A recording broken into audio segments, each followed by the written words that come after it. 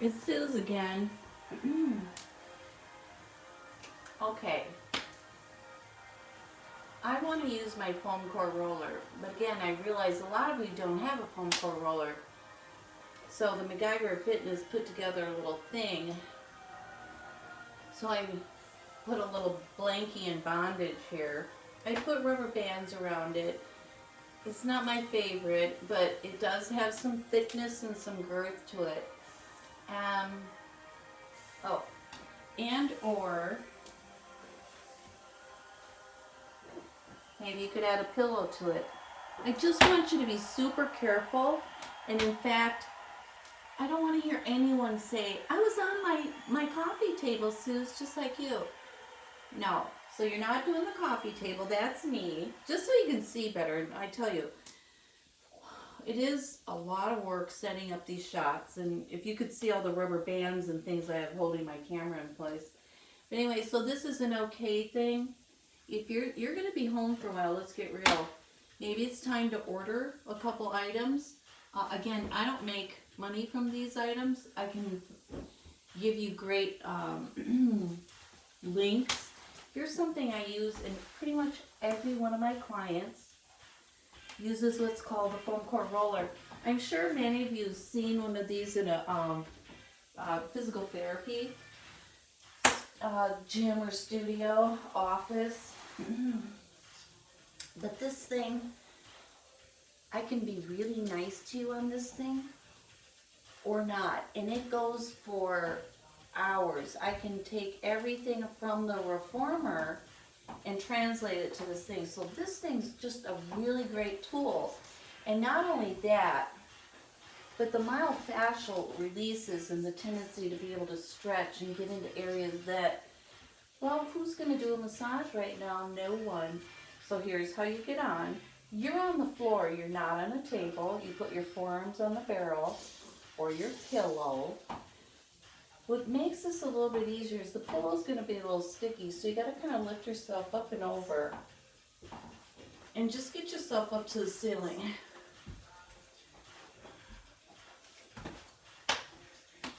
There. Not ideal, believe me, I'm working with you too. Ooh, I do like this aspect that I can open my arms and my chest there. But for now, let's just keep them down. I recorded another video right before this. And I got a phone call. Some of you may end up seeing this video. I'm doing my work, I'm doing this work here, and all of a sudden I've got this fellow telling me that my social security number is at risk. Okay, there we go. 4 more. Boy, blow. Get that diamond in your navel. 3. Watch those feet. They go long and then dorsiflex.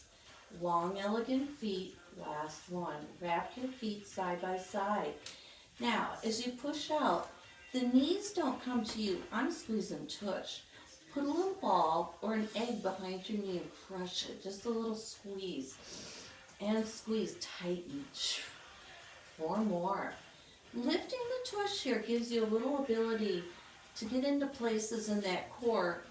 I'm telling you, just trying to do this on the floor is wicked hard. You don't want to even try at this point.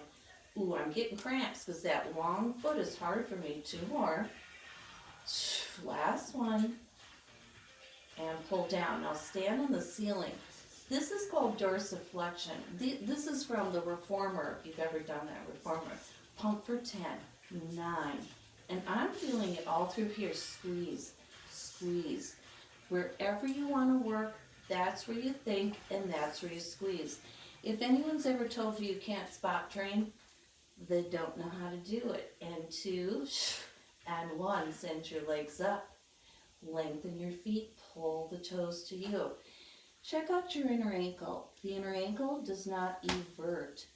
You don't lengthen your feet and then those ankles come apart. Keep them together as your toes come to you.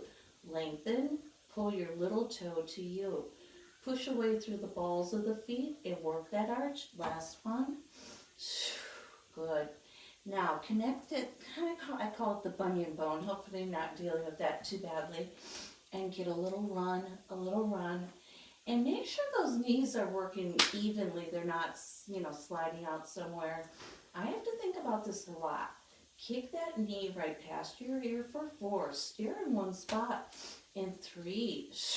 Get that diamond in the navel. 2. Last one. Now what I love about the barrel is there's so much you can do here. Now if you want to take a little stretch, I can feel that a teeny tiny bit in my knee, which means it's a little tight through that quad. Be careful. If you feel it in the knee, I want you to stop and just place that foot. Maybe it won't even go down, and that's fine. That's where you stay. Good. We've kind of done this series before, but now that you're getting a little more organized and we can get your thoughts involved better, let's say, I think you'll get more out of it. Send your legs up to the ceiling. Whenever you turn out, there's about 4 inches between the insteps. Sweep your right leg down and around. The left leg is that maypole again, so shoot it up to the ceiling. It doesn't move for 3. When that leg lowers, push the hamstring to you. Push the hammy to you. Last one, and push. Reverse, sweep it around, sweep underneath. See that stable pole? Make sure that keeps reaching up to the ceiling and get that right leg. And this is massage, internal hip massage. And last 2, last one. Good. Take this ankle over your thigh. And if you know me, you know I say all day long, never cross your legs. Never cross your legs.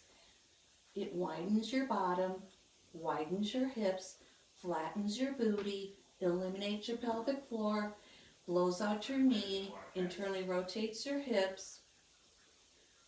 I haven't even gotten to the ankles and feet yet, so don't overlap, or even your ankle, don't go there. 4.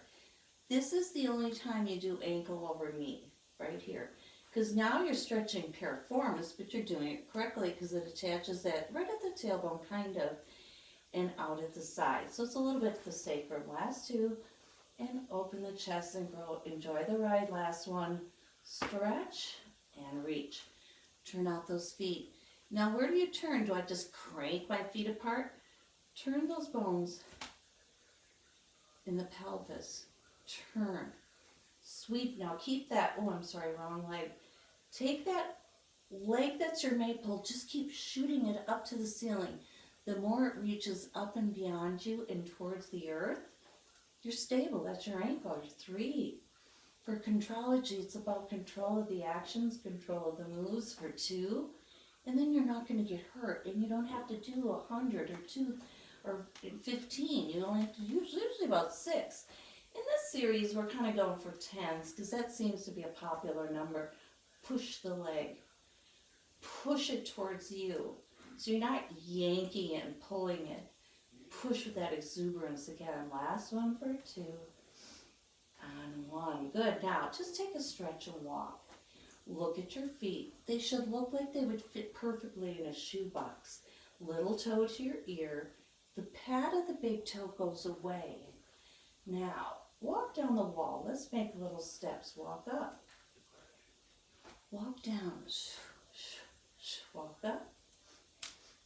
And down. And up. And down. Less up. Good. Nice. Now, just go ahead and take nice little circles. These are a little tough because 2 legs at once. A little more effort, a little more thinking, a little more things to consider. Now turn that femur head. The head should be going in that hip and turning around. Let's go in the other direction for 5 and 4. And we're going to end with a fancy one today. 3 and 2. Where am I? Wouldn't it be great? Wait till you see this. I hope it turns out right. Last one. Good, good. Here we go. Push up. Lift your jackknife. Bend your knees. This is short spine. This one's for you, Emily. And roll down. Now be really careful.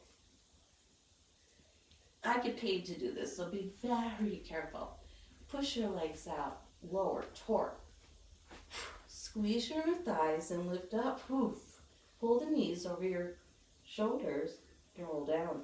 Make sure the barrel doesn't go away. Do you see the dynamics between my heel and my tush? I could hold a basketball. I wouldn't drop it here. Last one. This is called short spine. Torque to lower, lift up. It's all in your thigh. Oof. Pull that inner thigh apart. Roll down. So if you like, take that barrel out and just kick it away.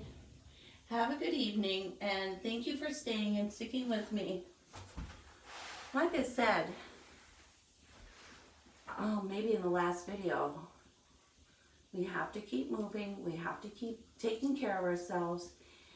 Everything we're seeing, the big three are meditate for your mind and body. With Pilates and with the lateral breathing, you can do both. So you've got mind and body. And then the third is to avail yourself to others and see what you can do to make yourself important in what's going on. Not for you as much as how can you help others. That's why we're doing this video. Oliver lent his blankie for me to have a nice experience this afternoon. So have a great evening, and this is Suze from Sawyer, and take care.